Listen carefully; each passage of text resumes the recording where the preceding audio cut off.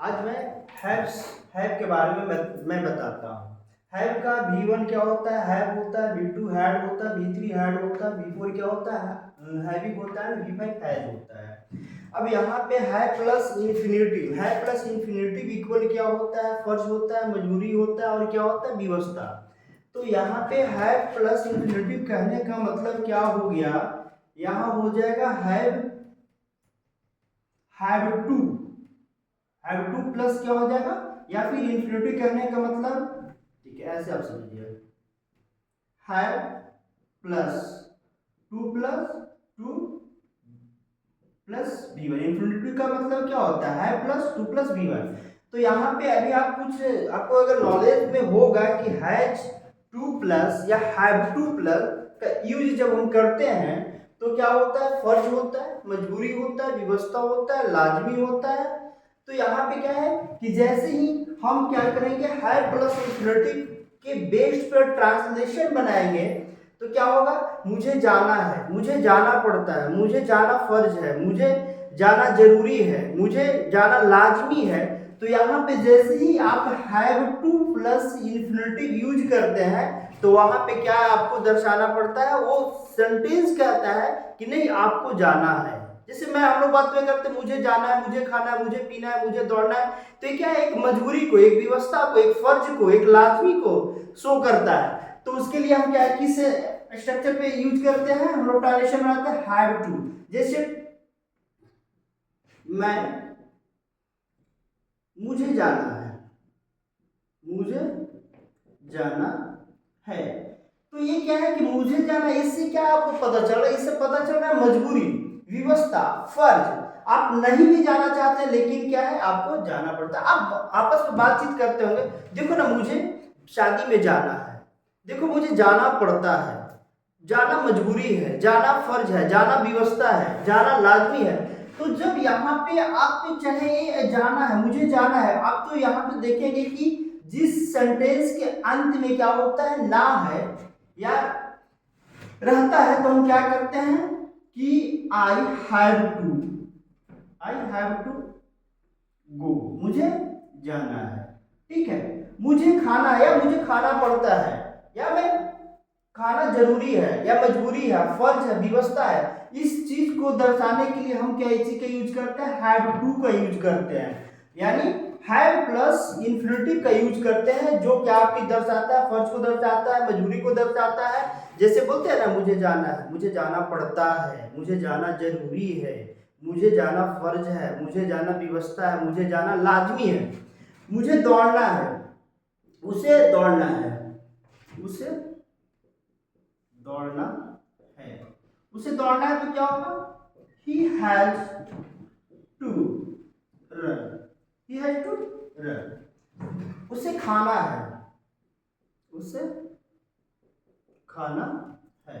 या यहाँ पे मैं दे दूं कि उसे खाना पड़ता है, या मैं दे दूं उसे खाना मजबूरी है, उसे खाना मजबूरी है, उसे खाना फर्ज है, उसे खाना व्यवस्था है। तो क्या होगा, ही हैज टू इट। ठीक है, यहां तक क्लियर होगा। मैं फिर नेक्स्ट रूल में बताऊंगा। यहाँ पे मैं क्या बताया था, हैड प्लस इन्फिनिटिव। अब मैं क्या करूंगा, had plus infinitive. Had plus infinitive कहने का मतलब had plus two plus V1, two plus V1 बराबर क्या हो जाएगा, मजबूरी होगा। लेकिन क्या होगा, ये पास्ट में होगा। क्या होगा, पास्ट में होगा, पास्ट टाइम में।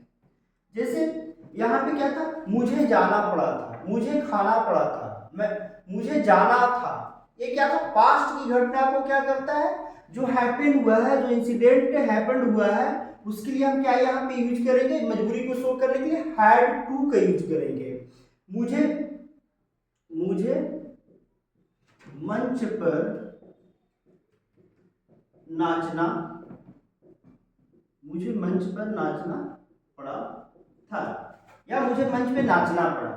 तो क्या होगा, I had to dance on the stage, on the stage.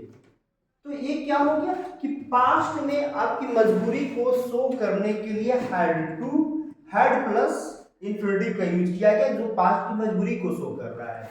मुझे कार खरीदना पड़ा, मुझे कार खरीदना पड़ा, तो आई had two by a new car, मुझे एक नई कार खरीदना पड़ा। ये क्या था कि पास्ट की मजबूरी को शो करने के लिए हम क्या करते हैं, हैड प्लस इंफिनिटिव का यूज करते हैं।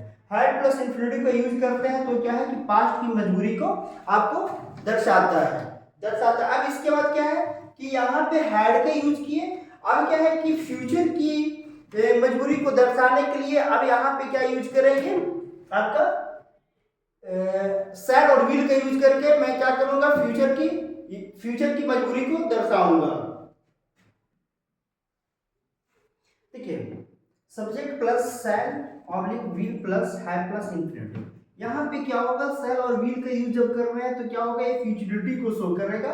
और यहाँ पे आपको फर्ज या मजबूरी, यानी कब की मजबूरी, कब की फर्ज, आपको फ्यूचर की मजबूरी क्या है, मुझे पटना जाना पड़ेगा, मुझे पटना जाना पड़ेगा, मुझे पटना जाना पड़ेगा।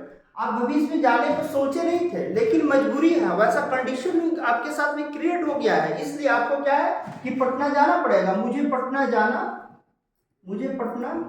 जाना पड़ेगा।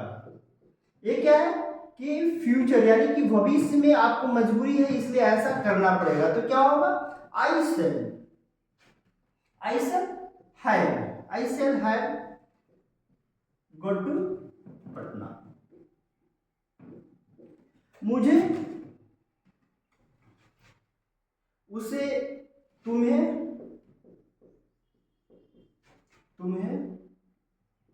मैदान में दौड़ना पड़ेगा। ये क्या है, दौड़ता नहीं है लेकिन अब मजबूरी इसके साथ में आ गया तो इसे क्या होगा, दौड़ना पड़ेगा। तो क्या होगा, you will have to run in the field. ये बहुत सुस्त बच्चा है, ठीक है, ये बहुत सुस्त बच्चा है, कभी मैदान में दौड़ता उड़ता नहीं है, खेलता उड़ता नहीं है, कुत्ता पालता नहीं है।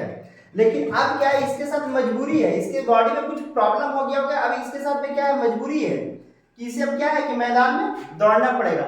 लेकिन अभी तक जो था न तो ये पास्ट में दौड़ा था न प्रेजेंट में दौड़ा था, लेकिन ये क्या है कि ये भविष्य में इसको क्या है कि दौड़ना पड़ेगा। तो ये क्या है कि फ्यूचरिटी की आपको मजबूरी को दर्शाने के लिए will have to plus V1 का यूज करते हैं। तो ये क्या होता है, फ्यूचरिटी के आपको मजबूरी को दर्शाता है। मैं उम्मीद करता हूं कि हैव से रिलेटेड मैंने अभी तक जो मैं बताया हूं वो आपको क्लियर हो गया होगा।